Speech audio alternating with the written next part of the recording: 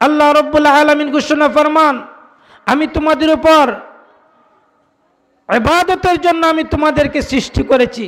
দুইটা জাতিকে আমি মহান রব্বুল আলামিন দুনিয়াতে সৃষ্টি করলাম।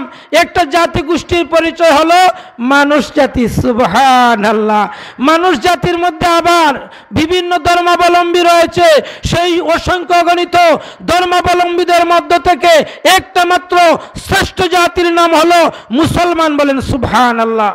মহান রব্বুল আলামিনের মনোনীত জামাতের নাম হলো মুসলমান। আল্লাহ রাব্বুল আলামিনের মনোনীত ধর্মের নাম হলো ইসলাম। আর এই ইসলাম ধর্ম যারা গ্রহণ করবে, অনুসরণ করবে, মানবে, তাদের পরিচয় দেওয়া হয়েছে কুরআনে কারীমের ভাষায়, বিশ্বনবীর ভাষায় মুসলমান। সুবহানাল্লাহ। আল্লাহর পক্ষ থেকে আমাদের নামকরণ করা হয়েছে। প্রিয়ারে হাজিরিন, আমরা যেহেতু মুসলমান হয়ে আসলাম, মহান রব্বুল আলামিন আমাদেরকে দৌলতি ঈমান দান করেছেন। আমাদের জিম্মাদারি হলো আল্লাহর ঘর মসজিদের মধ্যে আমরা আসব, জামাতের সহিত নামাজ আদায় করব। প্রাণের মুসলমান ভাইয়েরা, বিশ্বনবী ফরমান কিয়ামত সংগঠিত হয়ে যাবে। অবশ্যই অবশ্যই কিয়ামত সংগঠিত হবে, এতে সন্দেহের কোনো কারণ নাই। কাফের বেঈমানরা তারা কিয়ামতকে অস্বীকার করে, আল্লাহ রাব্বুল আলামিনের কুদরতের নিদর্শন সমূহকে অস্বীকার করে। কিন্তু অস্বীকার করলে কাজ হবে না। অবশ্যই অবশ্যই কিয়ামত সংগঠিত হবে, বিচার দিবস কায়েম হবে। ওই দিন তো আমি বিশ্বনবীর উম্মতের দাবিদার ছিলাম, জবাব দিতে হবে মহান রব্বুল আলামিনের আদালতে। আসামির কাঠগড়ায় দাঁড়াইতে হবে। প্রাণের মুসলমান ভাইয়েরা, ওই দিন যাতে আমরা লজ্জিত না হই মহান রব্বুল আলামিনের সামনে। বিশ্বনবী, নবী সম্রাট মুহাম্মদুর রাসূলুল্লাহ সাল্লাল্লাহু আলাইহি ওয়াসাল্লামের সামনে যাতে লজ্জিত না হই। ওই দিন জমজমের জিম্মাদার হবেন বিশ্বনবী রাহমাতে আলম সাল্লাল্লাহু আলাইহি ওয়াসাল্লাম। সত্যিকারের উম্মত যারা হবে, বিশ্বনবীকে যারা অনুসরণ করে দুনিয়ার জিন্দেগির মধ্যে আল্লাহ রাব্বুল আলামিনের বিধিবিধান পালন করেছিল, তাদেরকে বিশ্বনবীর হাবিব জমজমের পানি পান করাইবেন। বলেন সুবহানাল্লাহ। আল্লাহর রাসূল নিতে পবিত্র হাত মুবারক দিয়ে তার উম্মতদেরকে জমজমের পানি পান করাইবেন, যেই পানি পান করানোর পর আর কোনোদিন পিপাসা লাগবে না। সুবহানাল্লাহ। আল্লাহর রাসূল আমাদেরকে সুপারিশ করে জান্নাতের মেহমান বানাইবেন। তবে শর্ত হলো ঈমানের সাথে দুনিয়ার সংক্ষিপ্ত জিন্দেগিতে ইবাদত করতে হবে। ঠিক কি না? আজকে কোথায় আমাদের ইবাদত? গ্রামের মধ্যে মুসলমানের সংখ্যা হাজারের ঊর্ধ্বে। কোন কোন গ্রাম তো মাশাআল্লাহ ৫,০০০ ৬,০০০ মুসলমানের গ্রাম। ছোট্ট মসজিদের মধ্যে মুসল্লিদের সংখ্যা অনেক অনেক কম। তার অর্থই হলো মুসলমানদের ঈমান দুর্বল হয়ে গেছে। মুসলমান আল্লাহওয়ালা হতে চায় না, মুসলমান কুরআনওয়ালা হতে চায় না। যেইভাবে বিশ্বনবী হাতে গড়া সাহাবায়ে কেরামদের জামাতের মধ্যে ঈমানি চেতনা তৈরি হয়েছিল বিশ্বনবীর সুহবতের মাধ্যমে। সুবহানাল্লাহ। আজকে আলিম উলামাদের সামনে মুসলমানের আয়না আসে না, অনেক দূরে থাকে। আলিম উলামাদের সোহবত গ্রহণ করতে চায় না। আজকে ঘোষণা দেওয়া হয়েছে মদফুনে মক্কি শাইখে গাজীনগরী আজকে আমাদের মধ্যে নাই। আজকে খলিফায়ে মদনী শাইখে কৌরি আমাদের মধ্যে নাই। আজকে খলিফায়ে মদনী শাইখে মামুর খানি রহমতুল্লাহি আলাইহি আমাদের মধ্যে নাই। আজকে ফুলবাড়ি আমাদের মধ্যে নাই। আজকে শাইখে বরনবী আমাদের মধ্যে নাই। কুতুব সুনামগঞ্জ শাইখে কাতিয়া আমাদের মধ্যে নাই। আমাদের সরে তাজ শাইখুল হাদিস আল্লামা নুরুল ইসলাম খান সাহেব দামাত বারকাতুমুল আলিয়া, যিনি প্রতিদিন কয়েকটা মাহফিলের মধ্যে অংশগ্রহণ করতে হয়, শারীরিক দুর্বলতার পরেও দ্বীন ইসলামের মহব্বতে কোরআনের ভালোবাসায় প্রত্যেকটা মাহফিলের মধ্যে শরীক হওয়ার চেষ্টা করেন। তার সিহতের জন্য দীর্ঘ হায়াত আমরা কামনা করি। আমরা আজকে এতিম অবস্থায় সুনামগঞ্জের মানুষ, যেই মদফুনে মক্কি শাইখে গাজীনগরী রহমতুল্লাহি আলাইহি সুদূর ইংল্যান্ডে অসুস্থ অবস্থায় হসপিটালের মধ্যে ভর্তিকালীন অবস্থায় বলেছিলেন, আল্লাহ ও আল্লাহ, আজকে খ্রিস্টানের দেশ ইংল্যান্ড, লন্ডন খ্রিস্টানের দেশ, আল্লাহ আজকে আমি অসুস্থ হয়ে গেছি, মওলা আমার মৃত্যু খ্রিস্টানের দেশে দিও না। সুবহানাল্লাহ। আল্লাহর মকবুল ওয়ালির দোয়া। ওই দিন শেখ গাজীনগরী বলেছিলেন, আল্লাহ আমার মৃত্যু যেন হয় পবিত্র মক্কা মুকাররমাতে। সুবহানাল্লাহ, আল্লাহর কি মেহেরবানি। শেখ গাজীনগরী চলে আসলেন বাংলাদেশে। শেষবারের মতো, জীবনের শেষবারের মতো হজের উদ্দেশ্যে রওনা দিলেন। সর্বপ্রথম মদিনা তৈয়বা জিয়ারত করে মদিনার সমস্ত কাজ আঞ্জাম দিয়ে শেষবারের মতো চলে গেলেন পবিত্র বাইতুল্লাহ শরীফ জিয়ারতের জন্য। শেখ গাজীনগরী অত্যন্ত সুন্দরভাবে সুন্নত তরিকা অনুসরণ করে তোয়াফ করেছেন। তোয়াফের পর হঠাৎ শেখ গাজীনগরী কিছুটা অসুস্থতা অনুভব করলেন। খাদিমকে বললেন, আমার পেটে ব্যথা লাগতেছে, আমাকে জমজমের পানি পান করাও। খাদিম দেরি করার কারণে শেখ গাজীনগরী নিজ হাতে জমজমের পানি পান করলেন। সুবহানাল্লাহ, সুন্নত তরিকায় ঘুমাইয়া গেলেন।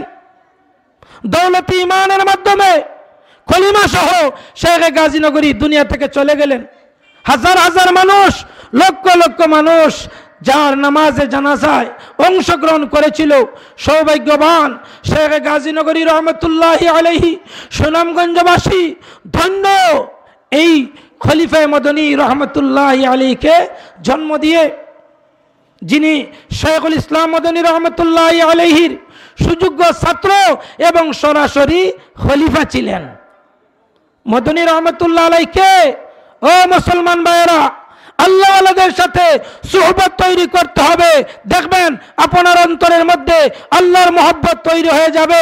আর আল্লাহর মহব্বত যদি তৈরি হয়ে যায়, ওই মুসলমানরা কোনোদিন খুদার আল্লাহ তাআলার নাফরমানি করতে পারে না। ঠিক কিনা? আল্লাহর ঘর মসজিদ, আল্লাহর ঘর মসজিদ আল্লাহ রাব্বুল আলামিনের নির্দেশে জান্নাতে চলে যাবে। ফরমান জারি করা হবে আল্লাহ রাব্বুল আলামিনের পক্ষ থেকে, হে দুনিয়ার সমস্ত মাসাজিদগুলা তোমরা জান্নাতে চলে যাও। তাজুল ইসলাম ভাই, তাজুল ইসলাম 50 টাকা।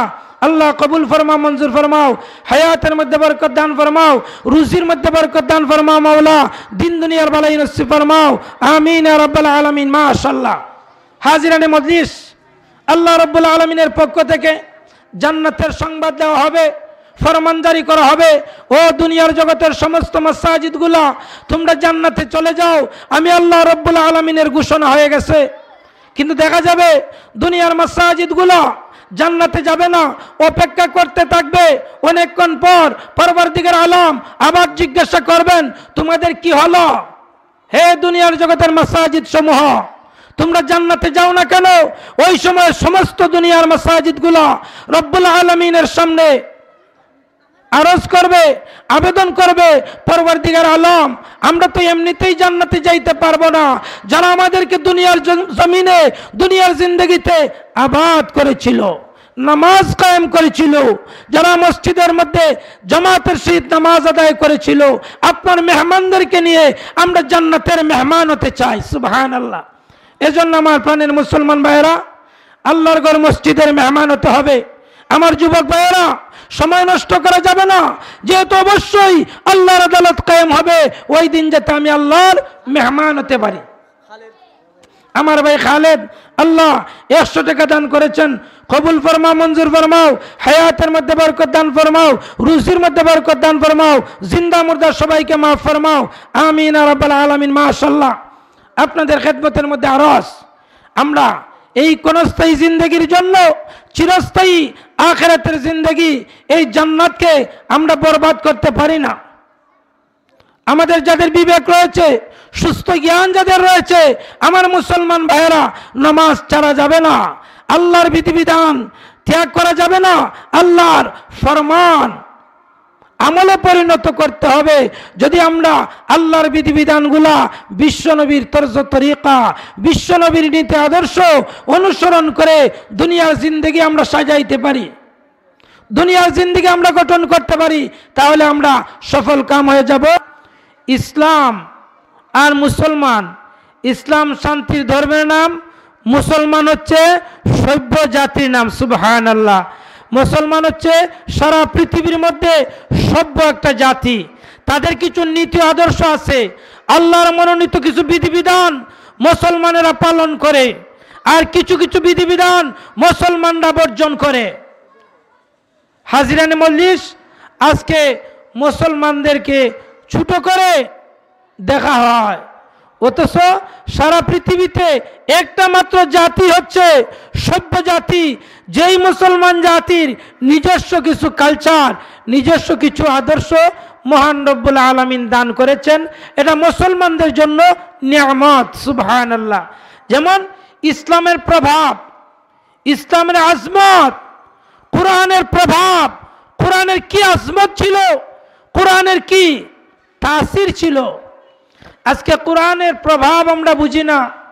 কোরআন কিভাবে মানুষকে আল্লাহর দিকে ধাবিত করেছিল তার একটা জ্বলন্ত প্রমাণ আমি আপনাদের সামনে তুলে ধরতে চাই। কোরআন এমন একটা আসমানি কিতাব, যে কিতাব সরাসরি মহান রব্বুল আলামিনের বাণী, সুবহানাল্লাহ। আর এই বাণী, এই কালামুল্লাহ বিশ্বনবী মুহাম্মদুর রাসূলুল্লাহ সাল্লাল্লাহু আলাইহি ওয়াসাল্লামের উপর নাজিল করেছেন। আমরা মুসলমান প্রতিদিন নামাজের মধ্যে সূরা ফাতিহা তেলাওয়াত করি। আলহামদুলিল্লাহ, সূরাটা প্রত্যেকদিন মুসলমানেরা জামাতের সহিত হোক আর একলা একলা হোক সূরা ফাতিহা তেলাওয়াত করতে হয়, ঠিক কিনা? সূরা ফাতিহা সবাই পড়ি, তেলাওয়াত করি। ওই সূরা ফাতিহার মধ্যে আমরা আল্লাহর দরবারের মধ্যে প্রার্থনা করি, মুনাজাত করি, ইহদিনাস সিরাতাল মুস্তাকিম। সিরাত মুস্তাকিমের প্রার্থনা মুসলমান পুরুষ মহিলা সবাই চায়, কিন্তু আমরা বাংলা অর্থ বুঝি না। আল্লাহ আমাদেরকে সিরাতে মুস্তাকিমের প্রতীক বানাও। সিরাতে মুস্তাকিম একটা রাস্তা, যেই রাস্তায় চললে আল্লাহকে পাওয়া যায়, সুবহানাল্লাহ। যেই রাস্তায় চললে মহান রব্বুল আলামিনের সন্তুষ্টি অর্জন করা যায়, যে রাস্তা অবলম্বন করেছিলেন নবী রাসূল পয়গম্বরগণ, আল্লাহর নির্ধারিত বিধিবিধান পালন করার যে তরিকা, সেই তরিকাই হচ্ছে সিরাতে মুস্তাকিম। যেই রাস্তায় চললে আল্লাহ সন্তুষ্টি অর্জন করা যায়, যেই রাস্তায় চললে বিশ্বনবীর সন্তুষ্টি অর্জন করা যায়, যেই রাস্তায় চললে মহান আল্লাহ আমাদেরকে জান্নাতের মেহমান বানাইবেন, সেই রাস্তার নাম হলো সিরাতে মুস্তাকিম। অতি সংক্ষিপ্তভাবে সিরাতে মুস্তাকিমের প্রার্থনা মুসলমান হোক, পুরুষ হোক আর মহিলা হোক, নামাজের মধ্যে আমরা ইহদিনাস সিরাতাল মুস্তাকিমের প্রার্থনা আল্লাহর দরবারের মধ্যে করি। সিরাতে মুস্তাকিমের পরিচয় দিয়েছেন পরবর্তী আয়াতের মধ্যে, সিরাতাল্লাযীনা আনআমতা আলাইহিম। ওই সিরাত, ওই রাস্তাকে বলা হয় সিরাতে মুস্তাকিম, যেই রাস্তায় চলেছিলেন বিশ্ব পয়গম্বর মুহাম্মদুর রাসূলুল্লাহ সাল্লাল্লাহু আলাইহি ওয়াসাল্লাম সহ সমস্ত নবী রাসূলগণ। বলেন সুবহানাল্লাহ। যে রাস্তায় চলার কারণে মহান রব্বুল আলামিনের পক্ষ থেকে ঘোষণা দেওয়া হয়েছে, এরাই আমার মনোনীত জামাত, এদেরকে আমি মহান রব্বুল আলামিন পুরস্কৃত করব। সাদিকিন, শুহাদা, সালেহিন, যারা আমি রব্বুল আলামিনের বিধিবিধান পালন করেছিল বিশ্ব নবীর নীতি আদর্শ অনুসরণ করে। শুধু আল্লাহকে মানলাম, আল্লাহর বিধিবিধান মানলাম, রসুলকে মানলাম না, না, এই ঈমান নিয়ে আল্লাহ রব্বুল আলামিনের সন্তুষ্টি অর্জন করা যাবে না। আল্লাহকে মানলাম, রসুলকে মানলাম, কিন্তু রসুলের নির্বাচিত প্রতিনিধি দল জামাত সাহাবায়ে কেরাম রিজওয়ানুল্লাহি তাআলা আলাইহিম আজমাইনদের নীতি আদর্শ মানলাম না। কোরআনে কারীমের প্রথম দিকে যাদের ঈমানকে মুসলমানদেরকে বলা হয়েছে, কিয়ামত পর্যন্ত আগন্তুক মানুষদের উদ্দেশ্য করে বলা হয়েছে, তোমরা ঈমান আনো ওই সমস্ত মানুষদের ঈমানের মতো। মানুষ বলতে আমানান নাস, আমিনু কামা আমানান নাস, নাস শব্দ দিয়ে বলা হয়েছে সাহাবায়ে কেরাম রিজওয়ানুল্লাহি তাআলা আলাইহিম আজমাইন, সুবহানাল্লাহ। কারণ কেন ওই সমস্ত সাহাবায়ে কেরামদের ঈমানের মানদণ্ড নির্ণয় করা হলো? তারা বীর পুরুষ ছিলেন, তারা ইসলামকে জীবিত করার জন্য তাদের বুকের তাজা আল্লাহর রাস্তার মধ্যে দান করেছিলেন, সুবহানাল্লাহ। হযরত আবু বকর এত শিল্পপতি মানুষ ছিলেন, এত ধনাঢ্য ব্যক্তি ছিলেন, মক্কার ধর্তব্য বংশের মানুষ ছিলেন হযরত আবু বকর রাদিয়াল্লাহু তাআলা আনহু। কিন্তু কলিমা পড়ার অপরাধে, মুসলমান হওয়ার অপরাধে কাফের বেঈমানরা বিশ্বনবীর সাহাবী খলিফাতুল মুসলিমিন হযরতে আবু বকর রাদিয়াল্লাহু তাআলা আনহুর উপর জুলুম নির্যাতন করেছিল, ঠিক কি না? শুধু রসুলের সাহাবী নয়, স্বয়ং রসুল করিম সাল্লাল্লাহু আলাইহি ওয়াসাল্লামের উপর জুলুম আর নির্যাতন। কেন? কলিমার দাওয়াত দেওয়া বিশ্বনবীর অপরাধ ছিল। কলিমার দাওয়াত চলবে না, আরব দেশে কলিমার দাওয়াত আমরা মানতে পারি না, কিন্তু মহান রব্বুল আলামিনের মনসা হলো, হে কাফের বেঈমানরা, হে বিধর্মীরা, হে আমার দুশমনেরা, হে কোরআনের দুশমনেরা, মিস্টার ফেরাউন, মিস্টার নমরুদ, হামান, কারুন, সাদ্দাত ইসলামের আওয়াজকে বন্ধ করতে পারে নাই, তোমরাও বন্ধ করতে পারবে না, ঠিক কিনা? ইসলামের দাওয়াত কিয়ামত পর্যন্ত চলতে থাকবে। উলামায়ে কেরামদের মেহনতের মাধ্যমে, উলামায়ে কেরামের কুরবানির মাধ্যমে ইসলামের দাওয়াত মসজিদ ভিত্তিক, মাদ্রাসা ভিত্তিক, তাবলীগ জামাতের মাধ্যমে দ্বীনের বিভিন্ন শাখায় ইসলামের তালিম আর তরবিয়ত, ইসলামের দাওয়াত চলতে থাকবে। সুবহানাল্লাহ। প্রিয় হাজিরিন, কেন সাহাবায়ে কেরামদের ঈমানকে, ঈমানের মানদণ্ড, মেয়ার বর্ণনা করেছেন মহান রব্বুল আলামিন।